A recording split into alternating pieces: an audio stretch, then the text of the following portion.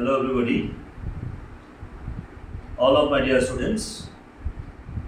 তো আজকে আমরা দশম শ্রেণীর বায়োলজির ছাত্রছাত্রীদের জন্য আরও একটি প্রশ্ন নিয়ে আলোচনা করব। হোয়াট ইজ স্টোমাটা, অর্থাৎ পত্ররন্ধ্র বলতে আমরা কি বুঝি এবং এর কাজ। তো আসলে সবুজ পাতার ত্বকে অর্থাৎ পাতার কিনারায় কতগুলি ছোট ছোট ছিদ্র থাকে। এই যে আমি একটা ছবিতে পাতা দেখিয়েছি, এখানে এই পাতার কিনারায় কতগুলি ছোট ছোট ছিদ্র থাকে, যেগুলিকে আমরা খালি চোখে দেখতে পাই না। তাদের দেখার জন্য আমাদের অণুবীক্ষণ যন্ত্রের সাহায্যে দেখতে হয়। এই ছিদ্রগুলিকে বলা হয় কি পত্ররন্ধ্র বা স্টোমাটা।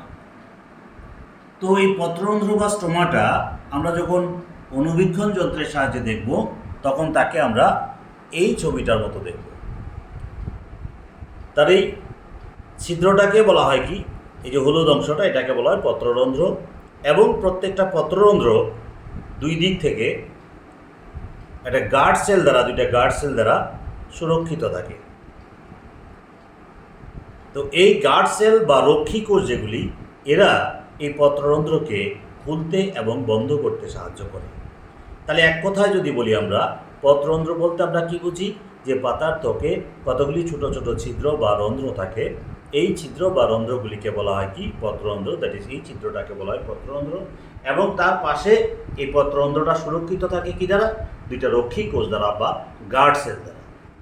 পত্ররন্ধ্র কি কাজ করে, গ্যাসীয় পদার্থের আদান প্রদানে সাহায্য করে। আর কি করে, পত্ররন্ধ্রের মাধ্যমে যে পাতায় যদি অতিরিক্ত জল থাকে, সেই জলটা তারা পাতা থেকে বের করে দেয় এই পত্ররন্ধ্রের সাহায্যে। যেটা আমরা সালোক সংশ্লেষের সংজ্ঞাতে পরিষ্কার বলেছিলাম, যে পত্ররন্ধ্র বায়ুমণ্ডল থেকে কার্বন ডাইঅক্সাইড গ্রহণ করে এবং এই পত্রের মাধ্যমে বায়ুমণ্ডলে অক্সিজেনটা বেরিয়ে আসে। তাহলে আমরা একটা জিনিস পরিষ্কার বুঝলাম, যে পত্ররন্ধ্র কোথায় থাকে, পাতার ত্বকে থাকে। এবং পত্ররন্ধ্র দেখতে কীরকম, এরকম চিত্রের আগে আমরা দেখিয়ে দিয়েছি।